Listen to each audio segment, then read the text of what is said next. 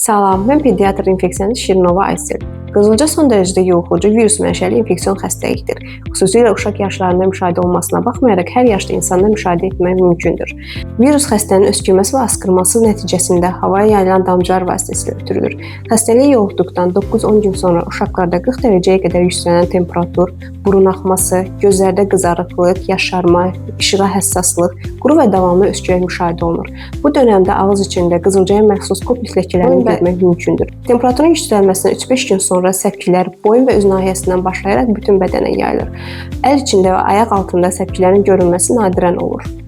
Qızılcaya qarşı xüsusi bir antiviral müalicə yoxdur. Müalicə ancaq simptomların yüngülləşməsinə yönəlir. Yəni hərarətin salınması, kifayət qədər maye qəbulu, istirahət və lazım gəldikdə digər dəstəkləyici tədbirlərdən ibarətdir. Qızılca nadir hallarda ağırlaşmalara səbəb olur ki, bunlara pnevmoniya, ortaqulaq iltihabı, ağır ishal, susuzlaşma, nadir hallarda isə beyin iltihabı misal göstərmək olar. Xüsusilə peyvənd olunmayan uşaqlarda, 5 yaşından kiçik uşaqlarda, immun sistemi zəif olan şəxslərdə ağırlaşma riski yüksəkdir. Ümumdünya Səhiyyə Təşkilatı qızılca diaqnozu qoyulan uşaqlara uyğun dozada A vitamininin verilməsini tövsiyə edir. A vitamini bu cür ağırlaşmalarını azaltmağa və xəstəliyin daha yüngül keçməsinə kömək edir.